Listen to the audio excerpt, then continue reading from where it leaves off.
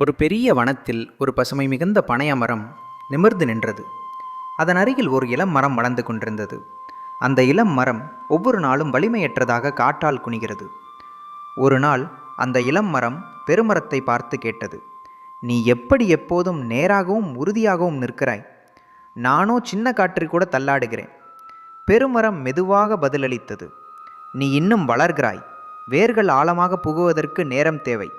நீ காற்றுடன் போராடும் ஒவ்வொரு நாளும் உன்னுடைய வேர்கள் இன்னும் ஆழமாக போகும். நாளையொரு நாள் நீயும் என்னைப் போல நேராக நின்று மற்ற இளங்கன்றுகளுக்கு பாடமாக இருப்பாய்." அந்த நாளுக்கு பிறகு இளம் மரம் காற்று வீசும்போதும் பயப்படவில்லை. ஏனென்றால் அது தெரிந்து கொண்டது, சிரமங்கள் நம்மை தள்ளுவதில்லை, வேர்கள் ஆழமாக போக உதவுகின்றன. வாழ்க்கையில் நாம் சந்திக்கும் சிரமங்கள் நம்மை வளர்த்துச் செல்வதற்கான வாய்ப்புகளாகும். அதை கற்றுக்கொள்பவரே வலிமையானவராக மாறுவார்.